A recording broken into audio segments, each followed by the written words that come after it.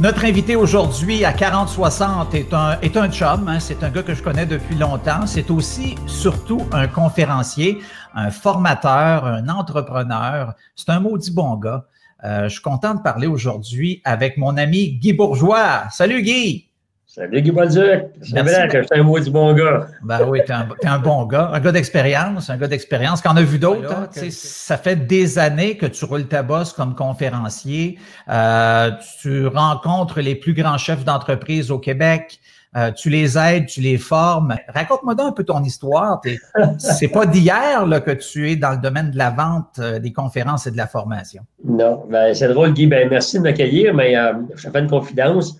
C'est rare que je donne des entrevues sur moi-même. Donner des entrevues sur la motivation, sur la vente, presque à chaque semaine ou 2 semaines, soit un journal ou un média ou un blog. Encore un matin, j'en avais une blogueuse qui voulait avoir un peu qu'on parle de team building, mais sur moi, c'est rare. J'aime pas ça tant que ça, parler de moi. Même dans mes conférences, souvent, il y a des conférenciers qui vont raconter leur vie. Soit ils ont grimpé l'Everest, ou bien ils ont gagné une médaille olympique, ou ils ont coaché une équipe pour gagner la Coupe Stanley. Moi, j'ai rien de ça. Je n'ai pas gravi l'Everest. Donc, j'ai rien d'exceptionnel. Mais. Je suis pas d'accord avec toi, mais bon.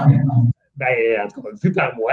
La femme dit le contraire, je suis exceptionnel, mais pour faire une histoire courte, dans les années 80, à ce moment-là, j'étais laitier, parce que mon père était laitier. Oui, moi, je suis vraiment le gars du laitier. Et ben, j'écoutais dans mon camion des cassettes de Jean-Marc Chaput. Pour ceux qui ont des 18-34 ans qui ne savent pas c'est quoi une cassette, c'est un petit objet en plastique avec deux petites roulettes qu'on mettait ça dans une petite boîte électrique pour play, puis ça jouait. Alors, avant qu'il y ait des podcasts et des choses de ce genre-là, il y avait des cassettes. Et donc, j'écoutais dans mon camion de lait Jean-Marc Chaput. Alors, Sacrifice, puis pour les 18-34, ça va pas c'est qui Jean-Marc Chaput, on peut googler. Pour les conférenciers motivateurs, Jean-Marc Chaput, c'est un peu comme le Yvon Deschamps des humoristes. C'est comme le pionnier, le premier, celui qui a un peu établi la profession au Québec. Alors, moi, ça me motivait, Jean-Marc Chaput. Et comme je savais que j'aimais parler en avant, pas parce que j'avais souvent parlé en avant, mais dans mon adolescence, je jouais de musique dans un orchestre. Et comme les 4 autres gars étaient plus jeunes que moi, ben, c'était moi qui étais souligné de la compagnie et qui collait les 7 carrés puis qui chantait J'entends frapper de Pagliaro. Et je savais que j'aimais parler en avant, puis j'avais un impact quand je parlais en avant. Donc, un jour, dans les débuts des années 80, a germé en moi le désir de dire un jour, je vais faire comme Jean-Marc Chaput. Okay. Alors, il n'y a pas eu d'élément déclencheur précis. Il n'y a pas. Tu sais, souvent des gens m'ont dit, ben, j'ai fait un burn-out, j'ai reconstruit ma vie, je me suis divorcé, j'ai vu la vie différemment, ou j'ai suivi la PNL. Alors, moi, c'est rien de ça, c'est juste un désir profond de dire, hey, moi, je serais capable de faire ça, puis humblement, puis là, je le dis en toute humilité, mais je crois que beaucoup de gens, quand ils entendent un autre conférencier, puis s'ils ont le désir de l'aide, ils vont se dire, hey, moi, je pourrais faire ça, puis je pourrais même être meilleur. Alors, oui, j'ai pensé ça dans ma tête, que je pourrais faire ça et même être meilleur. Ça se dit, le reste, c'est le public qui juge, là. Mais c'est comme ça. Et après ça, ben, j'étais en business, donc j'ai vendu mes routes de lait. J'ai fondé avec quelques associés une compagnie de distribution alimentaire qui est devenue quand même assez grosse, là, plusieurs millions de chiffres d'affaires, des employés, pas mal. Et là, j'ai vu un petit peu que les grosses business, les employés, les négociations avec des associés, c'était pas ma tasse de thé. Mais j'aimais quand même le monde des affaires, le monde de la vente, le monde de la négociation, de la discussion, le monde d'influencer les gens. Ben, donc, j'ai fait ça pendant 5 ans, la compagnie Carigel. J'ai vendu. Et quand j'ai vendu, c'était vraiment avec l'objectif de commencer à faire des conférences. Donc, Guy, là, actuellement, on est le 23 mai. Mm-hmm. Dans les faits, c'est que c'est le 5 juin 1992 que j'ai donné ma première conférence. Oui, mais quand on commence comme conférencier, Guy, c'est beau de dire du jour au lendemain, je veux faire ce métier-là, mais il faut qu'il y ait des gens devant nous, idéalement, pour nous entendre. Comment tu as bâti cette crédibilité-là? Ça s'est fait comment? Premièrement, la crédibilité, je pense qu'on est toujours à la bâtir. Okay? C'est pas dire je suis arrivé. C'est sûr que ce qui me démarquait peut-être des autres, c'est comme j'ai bâti des entreprises, j'étais capable de vendre et de me vendre. Et je crois que c'est peut-être ça une des clés du succès, parce que des bons conférenciers, il y en a plusieurs. Être capable raconter des histoires, d'inspirer les gens, de raconter des anecdotes. Il y en a plusieurs. Tout le monde, je ne dirais pas tout le monde, mais tout le monde est très bon. Par contre, pour durer dans le métier, il faut vraiment être capable de se vendre. OK? Là, prendre le téléphone, appeler des clients potentiels. Évidemment, moi, mon champ d'expertise, c'était les entreprises, les corporations. Ouais. Alors, pour leur dire, hey, ce serait une bonne idée de me recevoir en conférence, je vais aller motiver tes vendeurs ou tes employés pendant 1 heure, 1 heure et demie.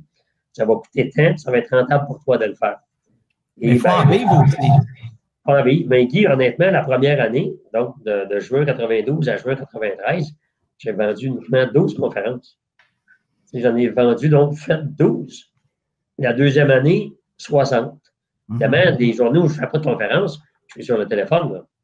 Okay? Donc, j'appelle des entreprises, ils me disent pas tout de suite, rappelle-moi à l'automne, pas cette année, ou on a engagé un tel. Il y avait quand même quelques conférenciers à l'époque. Alors, donc, la crédibilité, on ne peut pas dire je suis arrivé, c'est à force d'en faire, mon nom circule, tu fais des bonnes performances, tu as des bons résultats. Exact. C'est bouche-oreille aussi à un certain moment. Puis dans ce temps-là, en 92, il n'y avait pas le web et les réseaux sociaux. On était dans une autre façon, une autre approche pour se faire connaître aussi à l'époque. Téléphone, cold call. Et hey, tu penses quoi des cold calls encore aujourd'hui, les entreprises qui font ça? Je sais que tu donnes des formations là-dessus, là, mais ça prend, faut être fait fort. Il a toujours fallu être fait fort pour faire du cold call.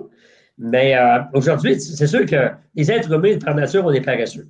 OK? Par nature, c'est pour ça qu'on s'est inventé toutes sortes de machines, d'équipements pour travailler le moins fort possible, pour être le plus confortable possible. Alors, le cold call, c'est quelque chose de complexe. C'est-à-dire qu'il faut affronter quelqu'un qui n'attend pas notre appel ou notre visite, aller parler de quelque chose qu'il n'avait pas nécessairement demandé. Alors, par définition, c'est difficile. Donc, comme on est paresseux de nature, les réseaux sociaux nous permettent, un peu de façon illusoire, selon moi, OK, de propager une vision, puis de dire, hey, je vais poster des choses, puis les gens vont me connaître. Alors, évidemment, c'est un incontournable. Tu l'as dit en entrée de jeu, je suis présent sur les réseaux sociaux. Et puis d'ailleurs, je donne un in à nos auditeurs. Lorsque vous me voyez poster régulièrement des choses sur les réseaux sociaux, dites-vous bien, c'est parce que je ne suis pas trop occupé. Et quand je poste rien, c'est parce que j'ai de la brûle dans le toupette, donc c'est pas le toupette. Alors, je veux dire que depuis janvier, je n'ai pas posté grand-chose. Ouais. On est Mais Guy, les réseaux sociaux, c'est un peu une vente sociale. Hein? Moi, je dis que les réseaux sociaux, c'est des générateurs de bouche-à-oreille. Peut-être que je n'ai pas besoin de tes services maintenant, mais ça se peut que si je vois quelqu'un qui poste sur les réseaux sociaux, je cherche un conférencier, un formateur, un spécialiste en vente, quelqu'un d'inspirant, ça se peut que je pense à Guy Bourgeois à force de te voir publier. Moi, je vois les réseaux sociaux un peu comme ça de nos jours. C'est cette façon-là d'être présent dans la tête des gens. C'est comme des publicités à l'époque. En 92, je mettais quelques dizaines de milliers de dollars de publicité par année dans le journal des affaires. C'est le même principe. Je devais payer pour. Alors, les gens voient mon visage, ça crée une certaine notoriété. Et ils disent, un jour, si on a besoin, on va l'appeler. Mais pour vraiment gagner notre vie comme conférencier, il ne faut pas juste attendre ce retour-là. Oui. Il faut être un cordonnier bien chaussé dans les faits. Oui, c'est ça. Si tu es un mauvais vendeur pour te vendre toi-même, tu as bien de la misère à montrer en fait aux autres comment vendre. Exact. Mais pour répondre à ta question de base, est-ce que le cold call est encore d'actualité? Moi, je dis tant qu'il va y avoir des humains, la meilleure façon de persuader quelqu'un ou d'intéresser quelqu'un, ça va toujours être de lui parler de vive voix. En personne, c'est encore mieux. S'il va dans un 5 à 7 ou dans une rencontre LinkedIn ou quoi que ce soit, du réseautage, c'est encore mieux. Ouais. Mais si j'attends juste qu'il y ait des journées de réseautage pour aller me vendre, il n'y en a pas chaque jour. C'est sûr. Donc, se parler de vive voix, c'est le mieux. Ensuite de ça, se parler au téléphone, c'est très bien. C'est comme des fruits frais versus des fruits en canne. Des fruits frais pour l'alimentation, c'est très bon. Donc, se voir dans un 5 à 7. Mais des fois, on va prendre des fruits en canne, c'est mieux que rien pareil. Alors, on a un téléphone, appeler quelqu'un, je ne le vois pas, mais on se parle. Ouais, alors, oui, j'y crois toujours, et pas rien que j'y crois. Je le fais et je l'enseigne. Oui, c'est ça. C'est pas de la magie, en fait, c'est des efforts, c'est de l'action. Quand on ne bouge pas, il ne se passe rien. Quand on bouge, il se passe des choses. Justement, tu es un gars, moi, que je trouve, que j'admire beaucoup parce que tu bouges beaucoup, tu es présent partout. Je trouve que tu as de l'énergie sais, je suis jaloux de te voir aller. Des fois, je me dis, ce gars-là a de l'énergie. Puis c'est une affaire de famille aussi chez vous, là. Parle-moi. On va revenir à ta carrière de conférencier tout à l'heure, mais tu as créé en 2011 une agence de conférenciers. Pas seulement pour dire, ben, je vais engager des gens, je vais faire du cash, là. Non, pour les former aussi, leur montrer c'est quoi le métier, en fait. Oui, bien écoute, je dois rendre à César ce qu'il y a à César. C'est vraiment ma conjointe Myriam qui a eu l'idée. En 2011, ben, je débordais de conférences. Puis quand on se vend à soi-même, ben, on ne peut pas être plus booké que le calendrier. Là. Alors, si quelqu'un me demande une conférence pour le 17 juin, je suis déjà booké ailleurs pour le 17 juin, ben, je vais être obligé de refuser.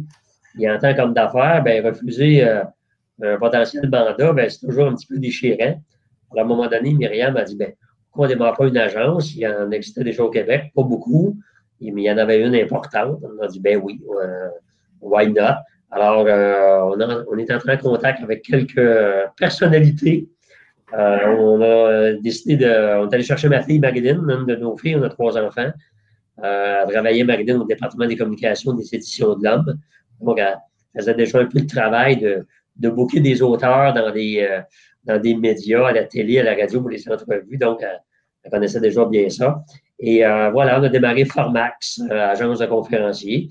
Et ça a commencé tout doucement. Aujourd'hui, mais Formax, c'est plusieurs centaines de conférences vendues par année. C'est près de 40 conférenciers, des personnalités. On est très fiers de présenter ce qu'on représente, là, dans le sens que c'est un peu une famille, on s'est bâti. C'est devenu des amis avec le temps, des gens qu'on respecte. Alors, oui, c'est une belle équipe qu'on est bien fiers. Je ne te demanderai pas de nommer tout le monde, mais nomme-moi les grands noms qui sont dans l'agence. Je regardais la liste tout à l'heure. Comment tu fais pour placer tous ces gens-là à un certain moment, de répondre à la demande? Oui, bien, évidemment, ce n'est pas tout le monde qui en fait au même rythme dans une année, mais dans le fond, c'est le même travail que nous faisons, on a quelques employés chez Formax pour vendre nos conférenciers. Ils font le même travail que moi j'ai fait pour ma vente. Mm-hmm. On appelle la Fédération des municipalités ou le Congrès des médecins ou le Congrès des CPE. On dit quand est-ce qu'il y a votre congrès? Souvent, on le sait déjà parce que c'est les mêmes dates d'année en année. Ouais. Et on offre des gens. Alors, des noms, je ne veux pas en oublier, puis ils sont tous importants, mais on vient d'aller chercher, là, c'est tout nouveau, là, Marie-Josée Taillefer avec sa fille Rosalie. Okay? Ouais. Donc, alors, on a John Parizella, au niveau de la politique américaine et canadienne. On a Kim Thuy, une auteure de livres. Elle voyage tellement, cette femme-là, elle travaille le monde entier pour recevoir des tweets, des conférences partout. On a Jean-François Ménard, qui est un préparateur mental au niveau des athlètes olympiques. On a Chagabani, qui est l'agent du joueur Laurent Duvernay-Tardy. On a mon doux Brian Perrault, qui est un auteur de livres. Alors, on ratisse très, très large, parce que dans le fond, notre clientèle, ben, des fois, c'est des groupes d'affaires féminines, des fois, c'est des groupes sociaux, des fois, c'est des associations sportives. Alors, on a Bob Hartley, l'ancien coach de la Ligue nationale. Alors, je peux t'en nommer quelques dizaines encore, mais comme tu dis, on est bien fiers de notre équipe. Comment tu approches ces gens-là, Guy? Est-ce que ce sont eux qui t'approchent ou c'est toi qui fais les démarches pour qu'ils viennent? Parce que c'est un engagement. Hein, du moment où on s'identifie à une agence, des deux côtés, il faut faire le travail, si on veut. Oui. Ben, écoute, c'est un peu un mélange des deux. C'est sûr qu'à nos débuts, c'est nous qui approchons les gens. Et là, je te dirais maintenant, 80% du temps, c'est eux qui nous approchent. Alors, on a une belle image, on a une notoriété, on est fiers de ça. Donc, maintenant, je ne vais pas nommer des noms, mais il y a certains noms que j'ai nommés tantôt là, qui nous ont appelés et qui ont dit M. Bourgeois, on aimerait ça que vous nous représentiez. C'est jamais une question de compétence, quoi que ce soit. Ça peut arriver des fois une question comment je pourrais ça, de compatibilité de caractère. Okay. Tantôt, tu as dit, tu n'as pas parti ça pour faire de l'argent. Oui, il y a une notion financière dans n'importe quoi, on ne fait pas du bénévolat. C'est sûr. Mais le critère numéro 1, c'est qu'on ait du fun. Okay? Et c'est avec une personnalité, puis peut-être avoir l'air tellement gentil à la télévision, des fois, travailler avec, ça peut être compliqué. Bien, si c'est compliqué à travailler avec une personnalité, bon, on va lui dire merci beaucoup, mais ça ne pourra pas fonctionner. Alors, ce qui est notre critère numéro 1, c'est un excellent conférencier, une excellente conférencière. Notre critère numéro 2, qu'on ait du plaisir à travailler ensemble. On va avoir du fun. Okay? Avoir du fun, c'est une chose, mais est-ce que demain matin, on peut s'improviser conférencier? Est-ce qu'on peut dire, moi, en fait, ma question, c'est qu'est-ce que ça prend, Guy, pour être conférencier aujourd'hui? quelque chose à dire. Quelque chose à dire, ça, c'est sûr que ça doit aider. Il faut être capable de le livrer. Mais le piège, des fois, parce qu'évidemment, avec une agence, on reçoit beaucoup d'offres de gens qui sont tous de bonne volonté, évidemment, là, mais ça peut être quelqu'un qui vient de grimper une grosse montagne ou qui a traversé l'Atlantique à la nage, ou bien pas l'Atlantique à la nage, mais qui a traversé un lac quelconque à la nage, ou bien qui a, je sais pas, il a vaincu le cancer. Ouais. Les gens ont tendance à raconter leur vécu. Okay? Et honnêtement, ceux qui nous écoutent, là, donc les acheteurs de conférences, c'est pas tellement ça qu'ils veulent entendre parler. Tu sais, moi, là, tu me fais raconter ma vie. J'ai dit tantôt, c'est rare que je fais ça. Les gens ne veulent pas m'entendre raconter ma vie. Ça ne les intéresse pas, sauf ceux qui veulent peut-être devenir conférenciers. Ils veulent entendre parler de leur vie à eux, dans le fait. Bien, en réalité, ils veulent entendre parler de mes expériences, de comment je m'en suis sorti ou comment j'ai fait, pour qu'eux autres, ça puisse les aider à faire quelque chose. Donc, le premier critère pour être un bon conférencier, c'est raconte pas ta vie. Tu sais, donne des conseils à des gens que ça va leur aider dans leur quotidien.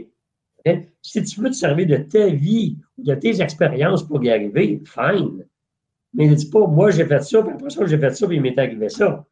Donc, il faut être capable de transposer nos propos pour que ça ait une résonance dans l'esprit des gens. Et ce qui est le plus gratifiant, c'est les gens qui viennent te voir, puis évidemment, tous les artistes vont dire la même chose, qui viennent te voir à la fin, qui disent « Hey, j'ai retenu telle phrase, puis ça va changer quelque chose dans ma perception. » On reçoit des courriels, et à chaque jour, je reçois des courriels. Là.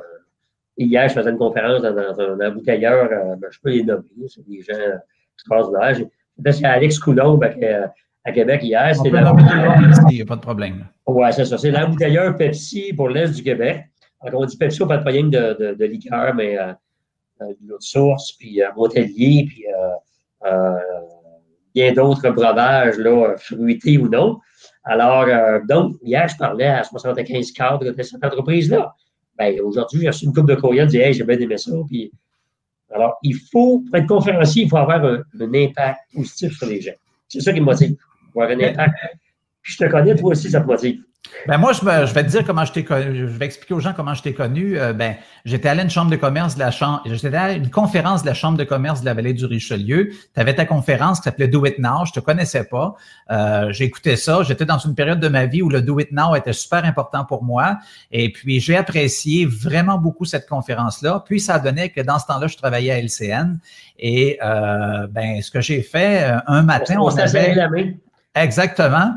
Et quand j'étais à LCN, on avait une demande un matin pour avoir un conférencier motivateur et générateur de bouche à oreille, Guy Bourgeois. Et c'est là qu'on s'était parlé. Puis, bizarrement, tu avais remplacé Jean-Marc Chaput. Alors, c'est le destin des fois. Hein? Exact. Alors, mais Jean-Marc Chaput, il est remplaçable. Tout à fait. Physiquement. Dans une case horaire, oui. Et depuis ce temps-là, tu fais des conférences, tu fais des formations, tu rencontres des gens, tu as bâti l'agence de conférenciers. Mais avant l'ancien Guy Bourgeois, là, je sais que tu n'aimes pas parler de toi, mais juste un peu. C'est un gars qui a traversé la maladie. D'ailleurs, tu as une fondation qui porte ton nom.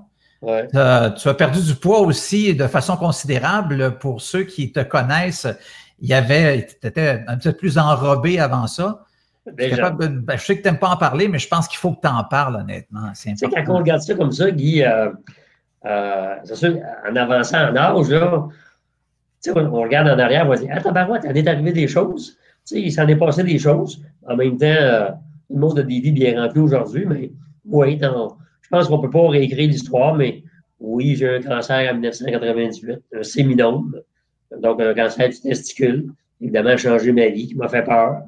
Que j'ai combattu pendant un peu plus d'1 an avec la chimiothérapie, plusieurs opérations, arriver à combattre ça. Et bref, c'est une époque, c'est une étape, comme je me fais souvent dire, dans toute une vie, on franchit des étapes. Il y a des étapes très heureuses, des étapes moins heureuses. Et quand on est dans une étape qui est moins heureuse, bien évidemment, il faut la prendre comme une étape. Le danger des gens, souvent, se dit quand ils sont dans la misère, que ce soit un divorce, une perte d'emploi, faillite personnelle, des difficultés en affaires, peu importe. Et il y a tellement des inondations, comme des gens viennent de vivre. La tendance de l'être humain, c'est d'extrapoler ça, de dire ma vie est donc plate, il m'arrive un malheur après l'autre, et ça va donc pas bien. Alors, il faut être capable de segmenter ça en étapes. Capable de dire, bien, ça, c'est une étape, c'est l'étape d'inondation. elle va prendre fin, cette étape-là. OK? Puis après ça, on ne sait pas, elle va prendre fin dans 1 mois, dans 2 mois, mais elle va finir par prendre fin. Après ça, bien, il va y avoir une autre étape qui soit plus heureuse. Plus heureuse. Après ça, on va peut-être avoir une autre étape moins heureuse. Et quand on voit ça comme des étapes, je trouve que c'est plus acceptable. Alors, le cancer, c'était un peu plus d'1 an, une étape. Alors, j'étais longtemps sans pouvoir en parler, ben, j'avais trop de peine. Enfin, j'en parle abondamment. J'ai des campagnes de financement. J'ai accompagné, j'ai été mené porte-parole pour le camp, récemment pour les Mardis de gars à Saint-Hyacinthe où j'ai été traité, où on a ramassé 24 000 en soit des commandites. Alors, c'est sûr que comme n'importe quelle personne qui est touchée par un événement, ben, il y a tendance à vouloir remercier la vie, mais les médecins. Ça a changé. La vie est courte. OK? La vie est courte, la santé est importante. Et en passant, avoir le cancer, je ne veux pas dire dans la mauvaise santé, je m'explique. C'est pas parce que j'ai fait des abus avant que j'ai eu le cancer. Là. Souvent, les gens vont dire, tu as le cancer, tu as mené une mauvaise vie ou tu manges mal. Il n'y a aucune étude qui dit que, bon, il y a le cancer du poumon avec la cigarette. Même là, il y a des gens qui ont jamais fumé un cancer du poumon. Il n'y a aucune étude qui dit que tel cancer est attribuable à telle affaire. Donc, je ne suis pas capable de dire pourquoi, mais c'est arrivé. Okay? Alors, oui, ça a changé ma vie parce que j'ai eu peur de mourir jeune, de ne pas voir mes enfants grandir, puis de peut-être pas avoir la chance d'avoir des petits-enfants. Puis bref, personne ne veut mourir jeune. Là. Alors, donc après ça, ben, tu sais, je pense que j'ai Jean-Marc Parent. Il y a eu un spectacle qui s'appelait Urgence de vivre. Okay, ben, oui, on ressent ça. Urgence de vivre. De là, l'énergie, de là, les voyages, de là, faire uniquement ce qu'on aime faire, avoir du fun, se tenir avec des gens qu'on aime, mettre de côté les autres. C'est juste ça. Faire attention à la santé, une perte de combien de livres aussi après ça? J'ai perdu, ça varie parce que mon poids variait, mais en 75 et 80 livres, en 2005. Mais tu ne l'as pas repris? Je suis honnête, j'en ai pris 7-8 en 14 ans, là, j'en ai pris 8. Okay. C'est tough. Quand je dis c'est tough, c'est que on dirait qu'avec l'âge, on a tendance à là, il faut que je me watch, je n'avais pas idée, il faut que je fasse attention. C'est quoi ta recette pour conserver ton poids? Là? Tout le monde essaie de perdre du poids. L'été arrive. C'est quoi ta recette à toi? Je sais, c'est souvent, on entend plein de recettes actuellement. Le keto, ci, le ça, le jeûne. Puis en même temps, il faut profiter aussi de la vie un peu parfois là, quand il faut. C'est une question d'équilibre, un peu tout ça. Toi, c'est quoi ton équilibre dans tout ça? Comme tu sais, Guy, j'ai écrit quelques livres là-dessus, là, les kilos cardio 1, 2 et 3. Vendus à 1 demi-million d'exemplaires, des livres avec José Lavigueur et Isabelle Huot, que je salue d'ailleurs, mes 2 consoeurs, et aussi un autre livre que j'ai écrit seul qui s'appelle Kilo Motivé. Kilo Motivé, excuse, mes recettes sont pas mal là-dedans, mais essentiellement, les gens croient toujours au régime miracle, là, que ce soit le keto, le jeûne ou quoi que ce soit. Il n'y a pas de miracle. C'est tout simplement un calcul mathématique. Un être humain a besoin de manger à chaque jour un certain nombre de calories pour être en santé. Ça varie si c'est un homme ou une femme selon l'âge ou l'exercice qu'on fait, mais entre 1900 calories par jour pour une femme et un gars à 2300, 2500. Et toute calorie qu'on mange en plus que ces chiffres-là, évidemment, notre foie ne les digérera pas, puis il va les accumuler en graisse. Alors, c'est aussi simple que ça. Et ça prend 3500 calories excédentaires pour prendre 1 livre de gras. Et l'inverse est aussi vrai. Lorsque je mange, puis quand je dis mange, mais c'est boire aussi, la petite coupe de vin à 125 calories, puis la bière aussi. Donc, c'est calories solides et liquides. Alors, si je mange moins que mon corps en a besoin, mon corps, moi, il faut qu'il mange 2300 calories par jour. Alors, si j'en mange 1800 de 2300, que je les compte, et je vais brûler 500 calories par jour. Et si je brûle 500 calories par jour, fois 7 jours, exact. Je vais brûler 3500. Et 3500, je vais perdre 1 livre de gras. Donc, mon corps va aller puiser dans les graisses pour subvenir à ses besoins énergétiques. Ça a pris 75 semaines pour perdre 75 livres. Et la magie pour continuer, c'est encore le compte des calories. Oui, mais est-ce que tu pèses à chaque jour? Est-ce que tu comptes tes calories à chaque jour? Les calories, oui, je les compte. Ah oui? Peser, non. Mais c'est un calcul mental. Tu sais, je sais, 2 tranches de pain, du beurre de pinot le matin, je sais que c'est 400 calories. Donc, il m'en reste 1900 à manger. OK? Alors, si jamais je prends un gros repas à la cabane à sucre, et un repas de 1000 calories, puis j'en ai mangé 400 dans mon déjeuner le matin, je suis rendu à 1400. Il en reste 500 pour le soir. Alors, c'est toujours une question d'équilibre. Alors, quand je parle d'équilibre, c'est de comptabilisation de calories. À partir du moment où tu as compris ce principe-là, OK, que c'est vraiment un total de calories, puis je sais, il y en a qui vont dire, je ne suis pas pour compter mes calories toute ma vie, ben, j'ai des petites nouvelles pour vous. Votre corps, lui, il les compte. Ça, c'est sûr. Lui, il compte. Non, c'est des trous de ceinture qui comptent. Oui, c'est ça. Mais si tu en manges trop, il gonfle. Si tu en manges moins, il fond. Fait que tu peux pas y compter si tu veux, mais ton corps va y compter, lui, c'est sûr et certain. Donc, quand je vois des gens qui sont hyper obèses, là, 100 livres en trop, ils disent « Tu ne manges pas tant que ça, je ne les crois pas. » Impossible. Tu ne peux pas prendre du poids. Des émotions, ça ne se mange pas. Là. Okay? Les émotions, ça fait manger. Mais une émotion ne fait pas engraisser. On entend parler de cortisol, de stress, d'un paquet de facteurs actuellement là, qui, à un moment donné, on pense à une théorie, on pense qu'elle est bonne, et finalement, il en apparaît une nouvelle qui a l'air encore meilleure. Je pense que c'est l'équilibre dans tout ça. Là, toutes des modes. Toutes des modes comme il y a eu des régimes à la bière, okay, puis des régimes au sirop d'érable, puis calcul des calories, ça va fonctionner. Exact. Hey, j'aimerais que tu me parles, parce que le temps file, toi, c'est une affaire de famille, Formax. Tu travailles également avec ta conjointe Myriam. C'est comment on fait pour travailler ensemble dans un couple après tant d'années? Là, vous n'êtes pas un jeune couple quand même. Là. Comment on fait pour s'entendre, être bien, que ça se passe bien? Puis ça doit arriver qu'on s'accroche des fois, en tout cas, ça fait partie de la vie. Mais comment tu fais ça? C'est quoi ta recette? Il n'y a pas de recette. Dans le sens que ça va faire 42 ans cet été qu'on est mariés. On s'est marié jeune, mais ça fait 42 ans. Et les gens nous prédisaient un divorce. Si se mariait à 20 ans, tu dis, voyons donc, ils vont se divorcer dans pas grand temps. Alors, on dure encore. Question de respect, Guy, puis de projets communs. Je ne prétends pas qu'il faut absolument travailler ensemble pour être heureux, c'est pas ça. Mais nous, on a du plaisir à collaborer ensemble. Soit 100%, on n'est pas toujours ensemble. Myriam est au bureau presque toujours. Notre fille Marilyn travaille de chez elle. Moi, je suis à 95% du temps parti. Alors, on se parle évidemment à chaque jour. Mais on a quand même développé, surtout avec Marilyn, on a quand même développé un genre de loi non écrite. Sur semaine, on se parle de business, les heures de bureau. Mais si on se parle le soir au téléphone ou la fin de semaine, bien, très, très, très rare qu'on va se parler de business. Ouais. Même des fois, en fait d'une conversation, on va parler de business. Après, je vais dire, bien là, OK, c'est papa qui parle. Qu'est-ce que vous faites en fin de semaine? Alors, il y a un genre de petite barrière, si on veut. Puis on respecte bien ça, puis ça va très bien. Mais où on s'accroche à l'occasion, bien, on s'accroche comme on m'accrochait avec mes associés dans le temps, puis toujours respectueux. Le but, c'est de trouver des solutions ensemble et de s'entendre sur le point de vue. Et, je suis bon vendeur, on réussit à s'entendre. C'est souvent, tu parles dans tes formations, bon, le but, c'est d'arriver éventuellement un jour avec la liberté financière, puis pouvoir faire plein de rêves, réaliser des rêves dans notre vie. Toi, c'est quoi tes rêves des prochaines années? Je pense que c'est pas de prendre ta retraite. En tout cas, je te connais pas comme ça. Tu veux-tu arrêter un de ces quatre d'être conférencier puis de dire, ben là, je laisse ça aux autres? Ouais, écoute, c'est pas quelque chose que j'entrevois. Puis, pourquoi je m'arrêterais que je laisserais ça aux autres? Là. Les autres, ils peuvent faire leur place. Mais les conférences, c'est pas comme une job normale. C'est pas comme travailler dans une entreprise, une société d'État, puis dire, ben, j'ai commencé à 20 ans, puis ça fait 40 ans que je suis là, j'ai droit à ma pension, puis je vais enfin faire ce que j'aime.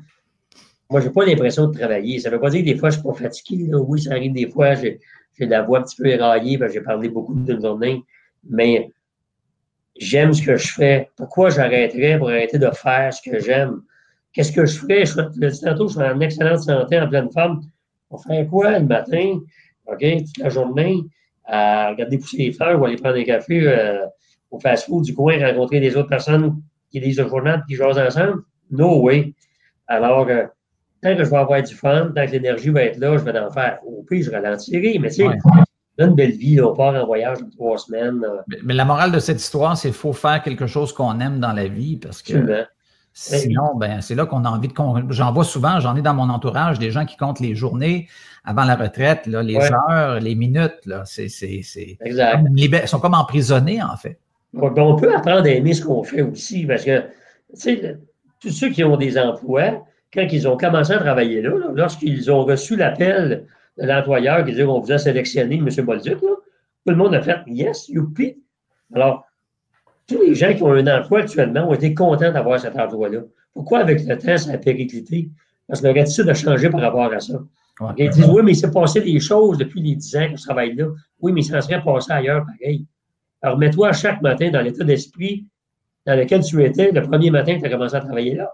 Puis, si tu me permets une anecdote, c'est pas juste les conférenciers comme des jobs. Là. Alors, il y a récemment, mais non, il y a peut-être un an, je parlais à M. Clément Hudon. M. Clément Hudon, il est propriétaire des entreprises Trévi. Ouais. Okay? Monsieur très sympathique, que j'aime beaucoup, pour qui j'ai beaucoup de respect. M. Hudon, on va peut-être pas que je dise son âge, mais il est en haut de 70 ans et plus proche de 75 que de 70. Là. Et pourtant, il travaille encore 7 jours par semaine, ou presque. Il prend 1 ou 2 semaines de vacances par année, il va à la chasse, ça c'est sacré, l'automne. Le reste, il est dans ses magasins. Et j'ai eu le front de lui demander l'année passée, M. Hudon, quand est-ce que vous prenez votre retraite? Il m'a répondu, t'es-tu malade? Ça fait 42 ans que je suis en retraite. Tu sais, ça fait 42 ans que parti de vie. Tu sais que j'aime ce que je fais. Alors, le secret, là, je pense.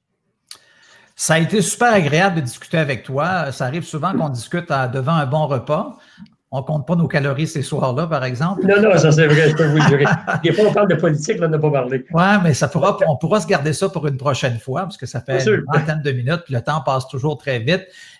Les gens peuvent donc te suivre. J'ai mis le site web de Guy Bourgeois, de Formax. Il y a eu des émissions aussi à Cogeco, Profil de succès. Tu es un peu partout, en fait. Est-ce que ça se peut qu'il y en ait plus qu'un, Guy Bourgeois? Hey, oui, il y a Guy Bourgeois, ex-député libéral en Abitibi. Ah oui, quand on recherche sur Google, c'est lui qui apparaît. Mais il a été défait aux dernières élections, alors... tu vas reprendre ta place. Je ne l'ai jamais rencontré. Hey, merci beaucoup. Merci Guy. Toujours un plaisir. Salut tout le monde, au revoir. À la prochaine.